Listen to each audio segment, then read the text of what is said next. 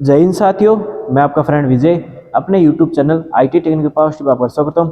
Friends, हमारी जो अभी क्लासेस चल रही है वो बार की स्किल टेस्ट के लिए चल रही है। तो जो भी फ्रेंड्स हमारे चैनल से नए जुड़े हैं उनसे रिक्वेस्ट है हमारे चैनल को सब्सक्राइब जरूर करें और सब्सक्राइब बटन पास लगे बेल आइकन को जरूर दबाइए ताकि हम जो भी नई वीडियो बने उसका नोटिफिकेशन सबसे पहले आपको मिल सके। दोस्तों, इसी कड़ी में हम आगे बढ़ते हुए हम करेंगे आज थ्री फेज इंडक्शन मोटर का प्रैक्टिकल करना जा रहे हैं। थ्री फेज मोटर जो होती है दोस्तों इंडक्शन के सिद्धांत पर काम करती है। ठीक है, तो प्रैक्टिकल शुरू करने से पहले मैं थोड़ी बहुत इसकी थ्योरी बता देता हूँ। आप इसकी प्रैक्टिकल जब करें तो इसकी थ्योरी जरूर पढ़े ताकि आपको प्रैक्टिकल अच्छे समझ में आ सके। तो बच्चों, थ्री फेज जो मोटर होती है वो किस सिद्धांत पर काम करती है? थ्री फेज इंडक्शन के सिद्धांत पर कार्य करती है। किस सिद्धांत पर काम करती है? थ्री फेज के इंडक्शन सिद्धांत पर काम करती है। थ्री फेज मोटर में दो तरह के मेन भाग होते हैं, एक तो होता है स्टेटर और एक होता है रोटर। कौन सा होता है? एक होता है स्टेटर और एक होता है रोटर। स्टेटर मशीन का घूमने वाला स्टेटर मशीन का स्थिर रहने वाला भाग होता है। कौन सा भाग होता है? मशीन का स्थिर रहने वाला भाग। स्टेटर मशीन का स्थिर रहने वाला भाग होता है और रोटर मशीन का घूर्णन करने वाला भाग होता है। क्या होता है? रोटर मशीन का घूर्णन करने वाला भाग होता है। स्टेटर पर अगर हम बात करें तो स्टेटर पर बच्चों इसमें हम वाइंडिंग करते हैं। किस प्रकार की वाइंडिंग करते हैं? तो थ्री फेज की वाइंडिंग की जाती है। किस प्रकार की जाती है? थ्री फेज की वाइंडिंग की जाती है। और रोटर की बात करें तो रोटर पर बच्चों इसमें कोई तरह की वाइंडिंग नहीं की जाती। इसकी नहीं वाइंडिंग की जाती, कोई भी तरह की वाइंडिंग हम रोटर पर नहीं करते। रोटर पर हम वाइंडिंग की जगह यहाँ पर क्या करते हैं? चालक छड़े जिनको बोलते हैं, चालक छड़े या इनको बार्स भी कहते हैं, इनका हम यूज करते हैं। कॉपर बार्स होती है, तांबे की होती है या फिर पीतल की भी हो सकती है। ठीक है, तो इनका हम इस्तेमाल करते हैं रोटर के रूप में। अब बच्चों, आपको एग्जाम में आपको पूछा जा सकता है कि डीसी मशीन और जो आपकी थ्री फेज की जो मोटर है या थ्री फेज की जो मशीन है, दोनों में मेन डिफरेंस क्या है? तो इसमें मेन डिफरेंस ये होता है कि थ्री फेज की जो मशीन होती है इसमें हम रोटर को कोई भी तरह की सप्लाई नहीं देते हैं, जबकि डीसी जो मोटर होती है, डीसी मोटर में जो उसका आर्मेचर होता है, आर्मेचर को हम क्या देते हैं? सप्लाई देते हैं। क्या देते हैं? सप्लाई देते हैं। कौन सप्लाई देता है? डीसी देता है। लेकिन जो थ्री फेज की जो एसी मशीन होती है इसकी रोटर को कोई भी तरह की सप्लाई नहीं दी जाती। इसमें जो ईएमएफ पैदा होता है वो ट्रांसफॉर्मेशन प्रक्रिया यानी कि हम बोल सकते हैं कि प्रेरण की जो प्रक्रिया होती है उसी के द्वारा पैदा होते हैं। ठीक है, उसके अलावा इसमें कई तरह के मेन डिफरेंस होता है। जैसे कि डीसी मशीनों में हम बात करें कि कार्बन बुरसों का उपयोग किया जाता है। किसका उपयोग किया जाता है? कार्बन बुरसों का उपयोग किया जाता है। उसके अलावा हम बात करें तो उसमें कम्यूटेटर का भी इस्तेमाल किया जाता है। किसका इस्तेमाल किया जाता है? कम्यूटेटर का भी इस्तेमाल किया जाता है। उसके अलावा वाइंडिंग के भी प्रकारों में फर्क होता है। जैसे कि अगर हम बात करें कि जो डीसी मशीन होती है, डीसी मशीनों के जो अगर हम बात करें आर्मेचर की, तो उसमें दो तरह की वाइंडिंग की जाती है, एक तो लैप होती है, वेव होती है। हम बच्चों यहाँ पर थ्री फेज का ही अभी जिक्र करेंगे, ज़्यादा इसमें डिटेल मिल जाएंगे डीसी वाली में, अभी हम थ्री फेज का ही जिक्र करेंगे। ठीक है, तो थ्री स्टेटर होता है, स्टेटर से अगर हम बात करें स्टेटर पर थ्री फेज सप्लाई की जाती है। अब थ्री फेज मोटर के प्रैक्टिकल के हिसाब से बात करें तो उसमें से कितने तार आते हैं बाहर? 6 तार आते हैं। इन 6 तारों को हम आवश्यकता अनुसार स्टार या डेल्टा में बच्चों कनेक्ट कर सकते हैं। आज के वीडियो में बच्चों हम थ्री फेज मोटर की पहले तो हम टर्मिनल की पहचान करेंगे। कैसे पहचान की जाती है? इसको हम मल्टीमीटर मेथड से और सीरीज टेस्ट लैंप मेथड से दोनों से मेजरमेंट करके देखेंगे। उसके अलावा हम थ्री फेज मोटर को रिवर्स करना भी सीखेंगे कि थ्री फेज मोटर रिवर्स कैसे होती है। तो बच्चों, वीडियो पर अंत तक जरूर बने रहेगा और चैनल पर नए चैनल को सब्सक्राइब जरूर कीजिएगा। तो बच्चों, हमारे सामने हमने एक थ्री फेज इंडक्शन मोटर का डायग्राम बनाया है। इसमें हमारे पास में ये देखिए 1 2 3 3 तार होते हैं और 4 5 6।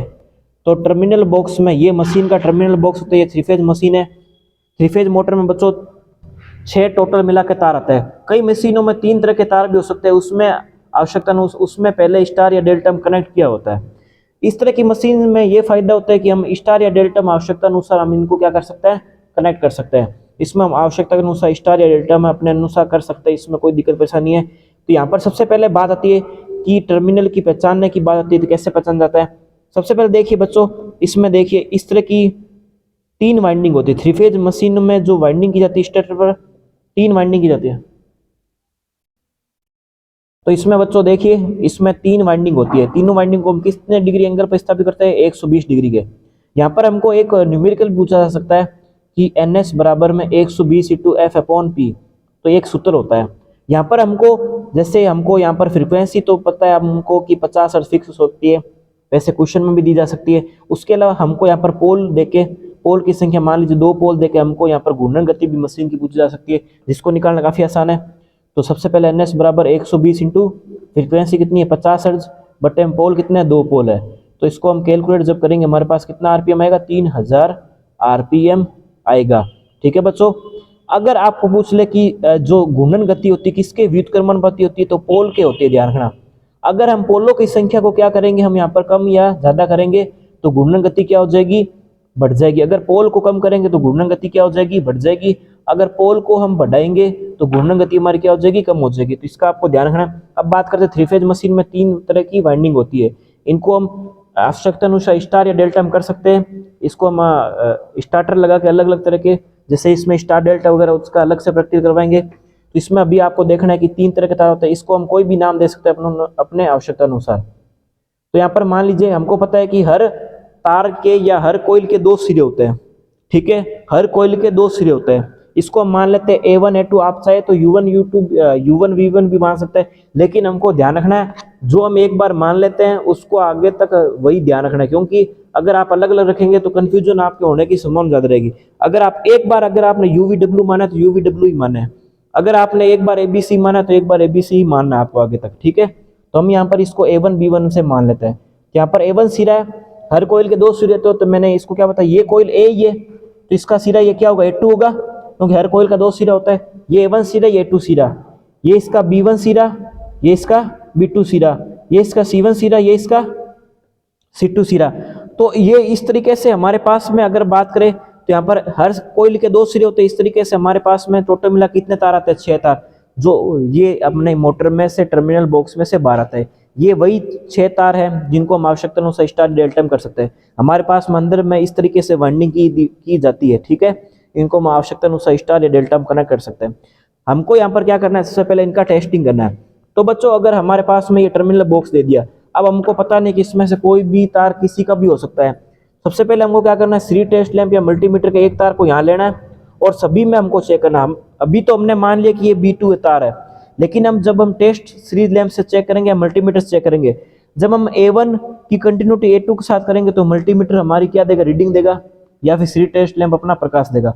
उसके अलावा इसकी अगर पहचान हो जाती है तो इस तार को हम यहाँ लगाएंगे तो वो कंटिन्यूटी देगा, अगर इस तार को यहाँ देंगे तो ये कंटिन्यूटी देगा। आप इसको ऐसे भी समझ सकते हैं, जैसे ये हमारे पास में टर्मिनल बॉक्स बना हुआ है, ठीक है, ये हमने मान लीजिए ये हमारे सिरे हम मान लेते हैं A1 B1 C1 है, ठीक है, ये हमारे A1 B1 सिरे है।